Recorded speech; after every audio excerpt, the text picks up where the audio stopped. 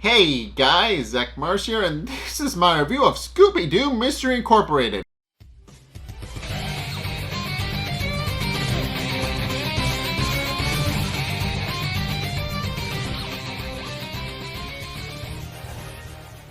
Okay, so this one is actually kind of fun in that this is kind of a very musical episode, and I kind of love it. But yeah, the entire premise is that it's just a very fun one. But yeah, first and foremost, you got the Hex Girls who come back. They do a musical thing, but then you've also got the villains who are also a musically inclined group of villains, which I kind of like.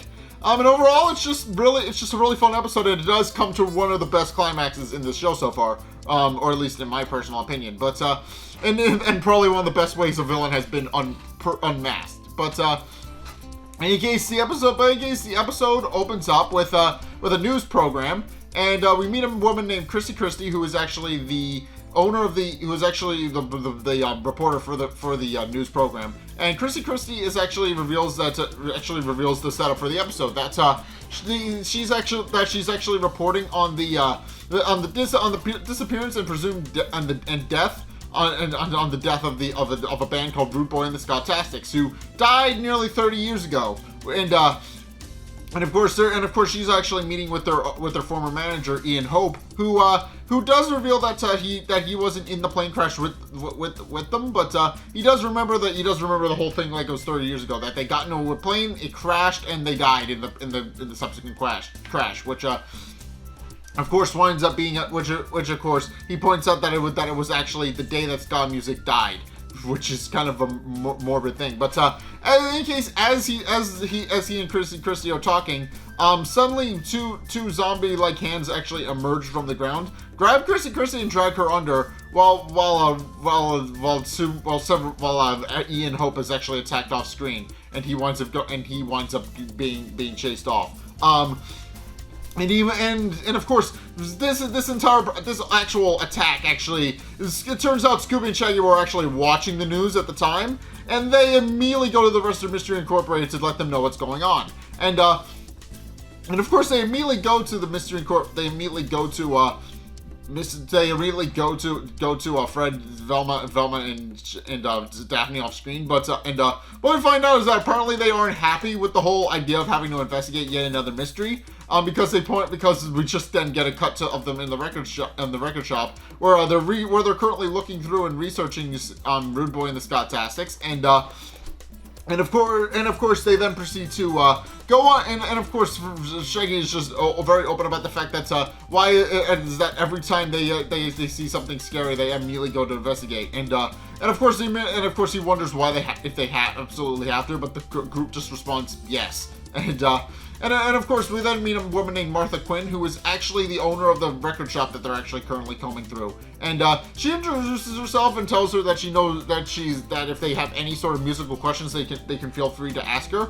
So they immediately Velma immediately comes to her and asks her if she knows anything about a band called Rude Boy and the Ska-Tastics, and she reveals that actually yes, she has not only heard of them, she has every single album they've ever produced, but then reveals that they only have one song. So she points out it's not a very big collection, which is yeah. But in any case, she also reveals that she has slideshow presentations set up for all of the bands in her collection, so she's able to give any sort of informational thing about what happens with any sort of band if anybody should want to know about them. And sure enough, she pulls up the one with Rude Boy and the Ska-Tastics and places it through her projector. And she reveals that they were actually very popular at the height of ska music. And we do see a picture of the Ska-Tastics, so I am going to put it here. But in case the Rude Boy and the Ska-Tastics, they had a very popular, catchy song. And of course she does in fact play it at this point, which Velma remarks it is pretty catchy, and she can't help but snapping her fingers and tapping her toes.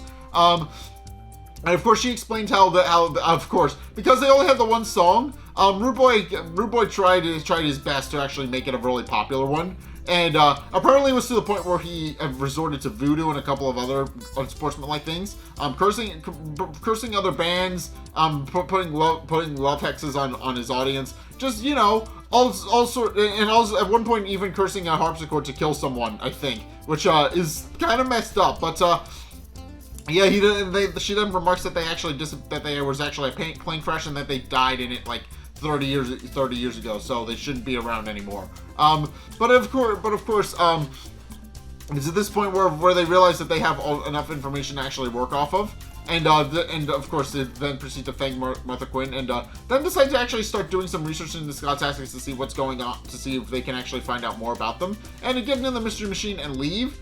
Meanwhile, as they're on their way out, we actually get a cutaway to the Tiki Tub, the large Tiki shack that former Mayor Jones put in back when he was still mayor and now currently in jail, but.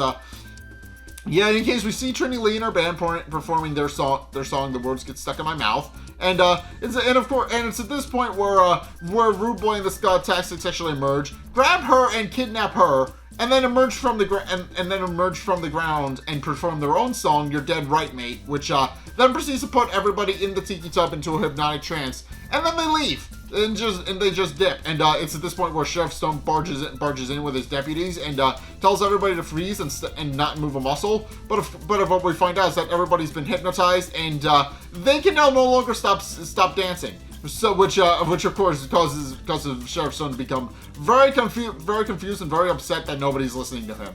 But in any case, it's at this point where as we find out, Mystery Incorporated has actually been called to the hospital, where we see many hot ambulances just coming in and out, and Fred remarks that he hasn't seen this many ambulances since the time Scooby thought he had the mange, and we then get a flashback to that where it turns out Scooby just in fact had gas and needed to burp, and he felt a lot better after that, but. In case, Daphne then proceeds to point out that they're going to absolutely need to go in and investigate since Mayor Nails called them by name, and of course they then proceed to get ready to go in. But Scooby tells them to go on ahead and that he'll catch up with them. At which point Daphne wonders where he's going, and Shaggy remarks it's actually the same place he goes every day for 5 times a day. And what we find out is that he actually goes to go visit Nova, who, after the Horrible Herd episode, has since been in the hospital and hasn't moved. Which, so Scooby, for the time being, has been coming to her hospital room, leaving various gifts, and just kind of overall just standing a vigil over her, and watches her until she wakes up.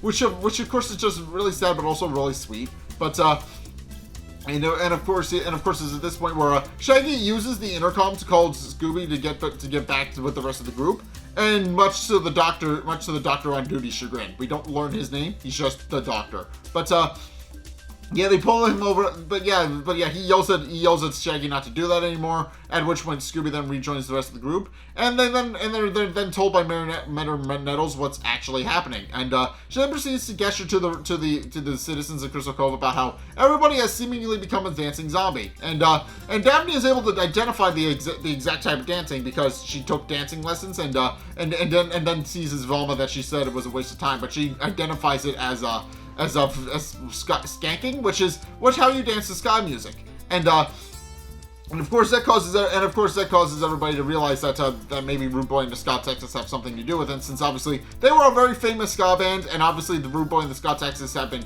cited recently as zombie people, so they point out that that's probably a thing, but the doctor then proceeds to point out that they need to figure out what to do quickly, because otherwise they're going to dance themselves into near exhaustion and become zombies forever, essentially. Which of course causes the gang to immediately audibly and visibly panic and gasp, and they immediately get into the Mystery Machine and go to the graveyard where Rude Boy and the Ska-Tastics are buried. Much to Shaggy's chagrin, and also Scooby's, because as they point out, they always go to the creepy graveyards at night. Which of course they point out is not really a good thing, and of course the rest of the gang point out that they need to figure out what's going on, and with Fred pointing out that the town is counting on them to figure out what's going on and solve the mystery, while Well, Daphne points out that they don't have time to dilly-dally because, obviously, if they come back during the day, as Scooby suggests, it might be too late and several of the people may actually drop off exhaustion. So they point out that they very much need to do it. But, and Shaggy continues to bemoan the fact that they can't again, he doesn't want to be there at night.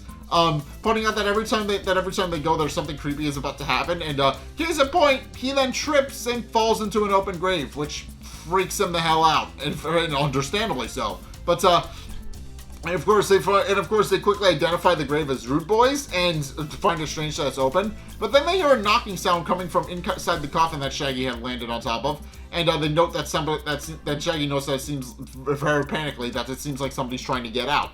At which point they open the coffin and it's revealed that Ian Hope, their manager, has actually been stuffed inside of Rude Boy's coffin, and he's been bound and gagged and has been left inside the coffin. And of course they immediately pull him out of the hole, but they don't. They wonder if who did this to him and where Rude Boy is.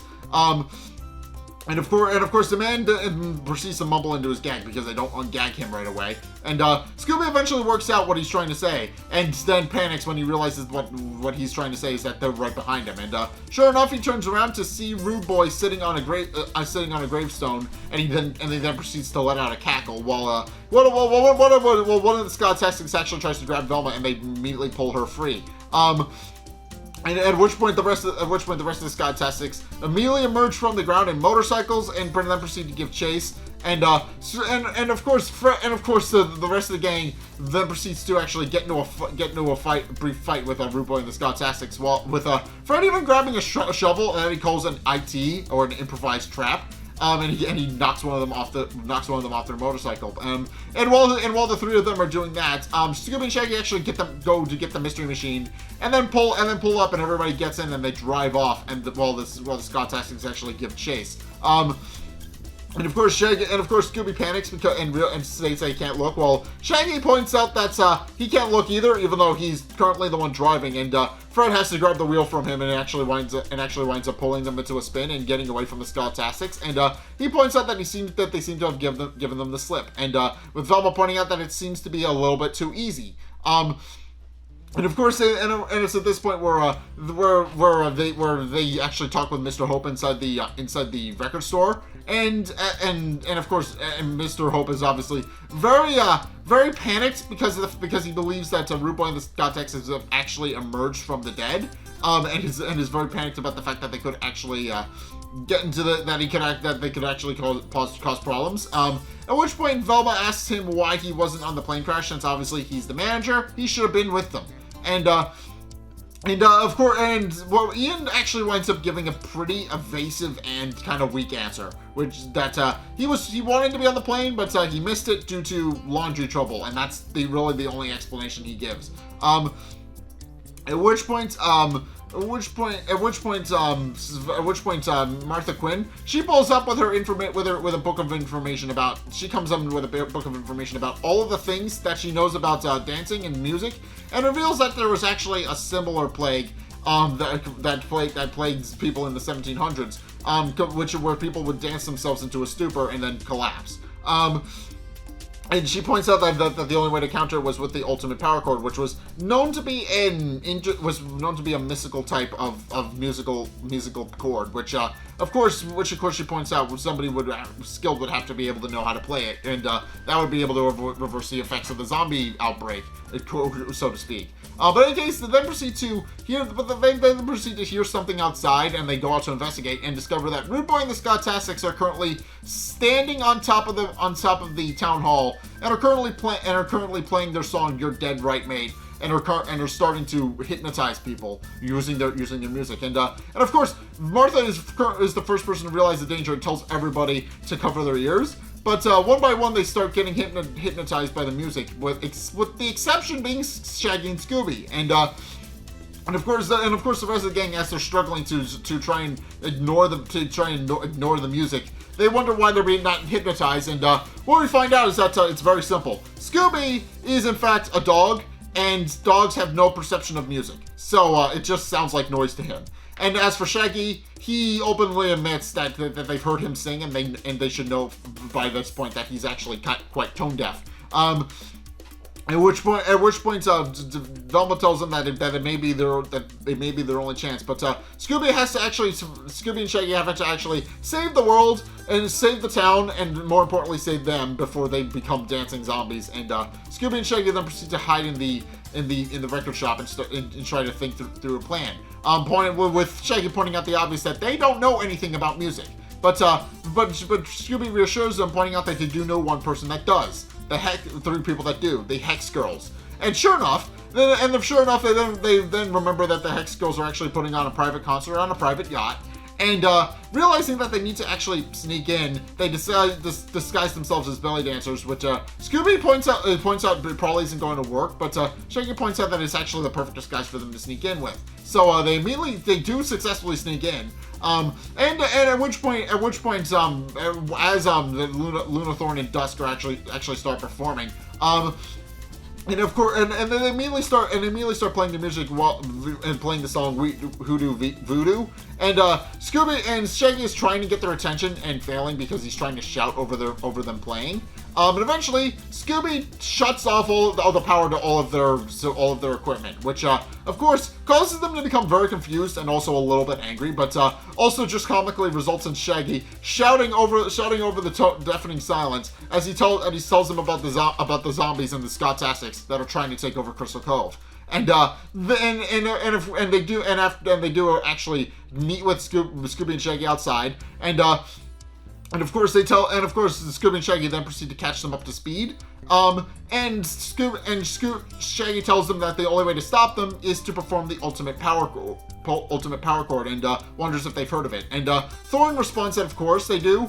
They're the Hex Girls. Of course they work both magic and music at the same time, which is fair. If you've seen their first appearance, that's absolutely a thing that happens. But of course, Shaggy also stops at one point to wonder about their getup, and this is more so a reference, in-universe reference, and also this is more so a development-wise reference where they wore different outfits other than what they normally wear at the beginning of the episode, at the beginning of the series when they first appeared, and now they've switched back to their original outfits from when they first debuted back in Scooby-Doo and the Witch's Ghost. So they comment and they make a comment about how fans kind of gave a bit of an outcry about how they didn't wear their original outfits, so they decided to wear them maybe a little bit more, which is of course an in-universe joke about the fact that they showed up with new outfits and people didn't care for it, so they changed their designs back, which I find kind of funny. But in case Scooby and Shaggy do proceed to explain how they're going to have to fight back against the Ska-Tastics and get them to release their hold on the town. And of course, Luna's actually very happy about the fact that they get to go do a Battle of the Bands thing, and wonders if they can actually wear war paint. And of course, Shaggy tells her that they can as long as they fight back against the Ska-Tastics. And of course, Thorne tells them that they'll do it, and they immediately get dressed and get ready to go battle against the Ska-Tastics. And sure enough, the Ska-Tastics are actually performing their song "You're Dead Right, Mate," where we actually learn the lyrics this time, because up until now it's only been the instrumental part of the song, which it's of course so yeah, this is the first time we're hearing the song, but it was at this point where, and of course we see all the people actually dancing in the streets, and some people have actually started to collapse from exhaustion already, so they're kind of on the bar about when up to the line about when they can actually stop this. And sure enough, it's this point where the Hex Girls show up dressed in kind of Cinco de Mayo style outfits, which kind of makes it Day of the Dead type stuff, which is very much on brand for them, so I kind of like it. But of course, they then proceed to start singing their own song to counter "You're Dead Right, Mate." Good Bad Girls, which of course becomes the whole Battle of the Bands thing, as both the Ska-Tastics and the Hex Girls try to play over each other to try and take control of the town down below. And it does, and of course this winds up creating a very visual kind of mystical type thing, because obviously they're playing magical music to attack each other with. So they start summoning so they kind of quote unquote start summoning monsters to fight each other with, and it's a very fun visual. But eventually the Hex Girls are unable to fight back against the Ska-Tastics, who are just too strong for them, and eventually knock them down. And Shaggy, of course, notes that they're losing and wonders what they're supposed to do. At which point Scooby spies two guitars and tells them that they play. And of course, they then proceed to grab the two spare guitars that the Hex Girls had and start, despite being tone deaf and not knowing how music works, they do start playing their respective guitars like gods, and then proceed to, and with that, the Hex Girls are able to actually fight back.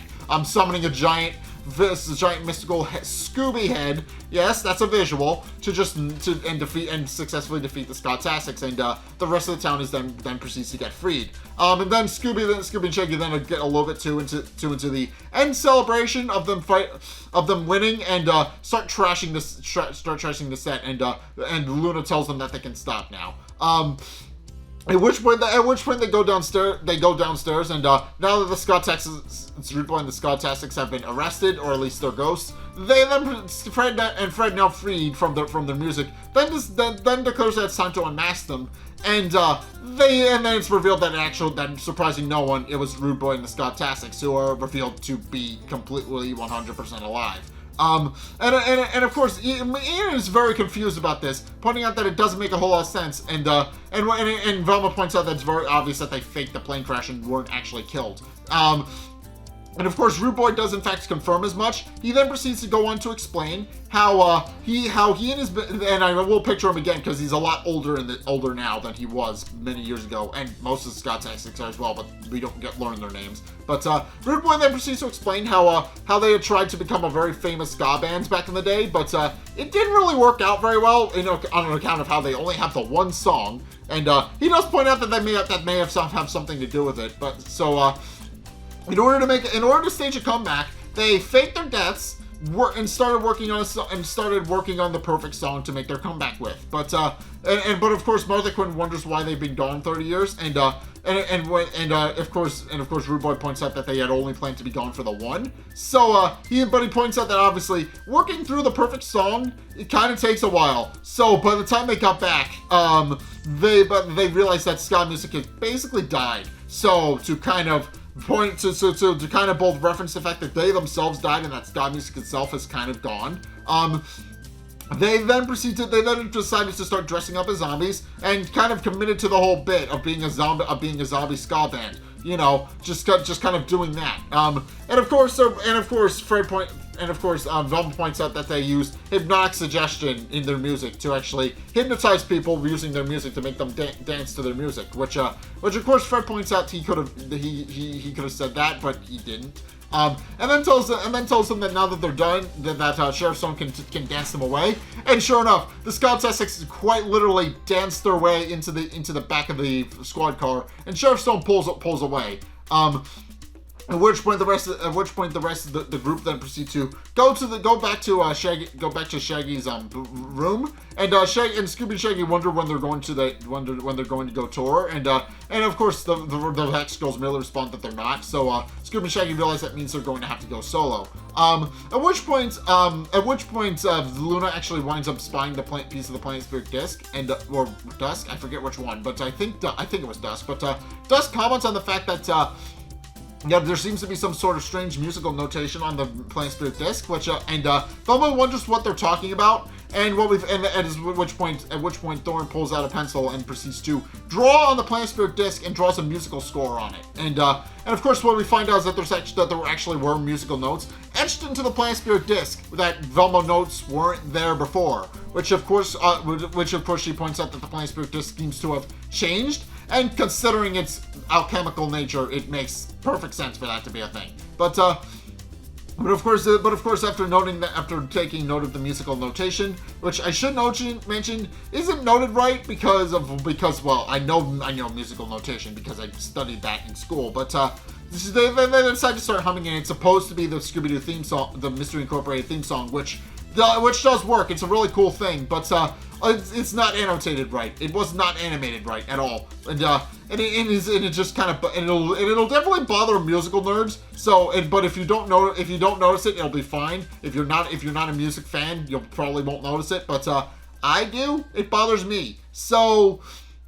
But of course, yeah, after humming the Scooby-Doo Mystery Incorporated theme song, which is actually etched into the Playing Spirit disc, it then proceeds to reveal a set of coordinates with Velma pointing out that must be where the treasure might be. But Scooby points out that they'll have to go on without him, and that he has other things to take care of, and he goes off to go visit Nova again. So he then proceeds to just leaves, and the rest of the group go to deal with that. And of course, Mystery Incorporated then proceed. The rest of Mystery Incorporated then proceed to get inside into the Mystery Machine, and then proceed to follow the coordinates, only to discover that it's actually led them to the clam cabin, and that they're looking for and Velma tells them that they're looking for anything strange and unusual. And sure enough, when they pull up, we see Skipper Shelton wearing a strange conquistador helmet, and of course, it's at this point where Skipper Shelton then proceeds to greet them, and they do notice the helmet he's wearing, and he tells them that he found that he had actually gotten it in a trade with Handsome Jimmy, which surprises them, and because and he then proceeds to point out that he was given it by Handsome Jimmy in trade, and does note that it has a set of initials inside of it that was Lave, which he believes means Susan Lave, and noting that and then believes that Velma is actually the rightful owner, but also notes that Susan Lave is a strange name for a girl, he points out it's a strange name for a boy, and she comments that she's a girl, which of course so she's either way she's annoyed, but he then hands her the helmet and then proceeds to go back to business. And of course, when they wonder what exactly it is, Velma points out that it's obviously the second key, and it means Segundo Lave. And does point and then points out that it is in fact the second key and that they found it, but still don't know what to do with it with either of the things they found. So that'll eventually be important, I'm sure, but it's not clear yet. But in any case, they then proceed to bring it back with them. While Scooby goes to visit Nova and points out that things are gotten all really crazy, and he doesn't really know how to explain them anymore. But he does point out that he hopes that Nova will wake up so that he'll be able to explain it to her as best he can. And it's at this point where she proceeds to flatline, which causes Scooby to panic a little bit because he thinks Nova's died. But then her eyes open, and Scooby breathes a sigh of relief that Nova seems to be fine. But then Nova, weirdly enough, speaks, and then remarking that Nibiru is coming, and then immediately goes right back to sleep. So yeah, that's an ominous note to end on. So yeah, of course. So yeah, obviously the main draw of this episode is the music. It's a very fun episode because it's a musical. It's a musical episode. I love it, but I just love music, and I love the Hex Girls in general. So it's very fun. But also this episode once again continues Mystery Incorporated's quest to find what are seemingly keys to actually find the treasure. Because they've explained that Lave is key in Spanish, and it seems like and this is now the second one that they found with that exact same thing written on it. So yeah, it's quickly becoming apparent that that seems like the Mr. Planesburg disc is sending them to find keys that they need to actually get to the cursed treasure. So yeah, the fact that they've assembled the Planesburg disc and it's now showing them all these coordinates, that's pretty clearly what it's setting up. That they're going to need these keys to actually get to the cursed treasure. Although the gang doesn't seem to have figured that out yet, but I'm pretty sure since obviously the fact that it means key implies that it's going to be important, that it's going to be some sort of thing. But that seems to be what they're setting up. That's it's opening up that's giving them keys that they need to find to find the damn thing. So yeah, I'm interested to see what's going to eventually come from that, because obviously the cursed treasure, it's hidden for a reason, so it makes sense that they would actually be unable to get to it very easily if they just had the Planet Spirit disc and that was it. That would be a little bit too easy, so it makes sense that there would be more to that. But yeah, that's a fun little idea. But also the thing with Nova is a little bit creepy and weird, and I'm wondering what they're going to do with that. But In any case, that's gonna do it for my review of Scooby-Doo Mystery Incorporated. What did you guys think? Let's get a discussion going in the comments down below, or over on my Discord server, link in the description. Anyway, thank you guys so much for watching. If you enjoyed, be sure to like, comment, and subscribe. Also, be sure to follow me on Twitter in the description below. Be sure to check out my Patreon in the description below as well. It's only a couple bucks a month. It does really help me out, and I do recommend it because it does give access to a bunch of cool perks that are my way of saying thanks. So just go check those out. Go help support me. Do all those things.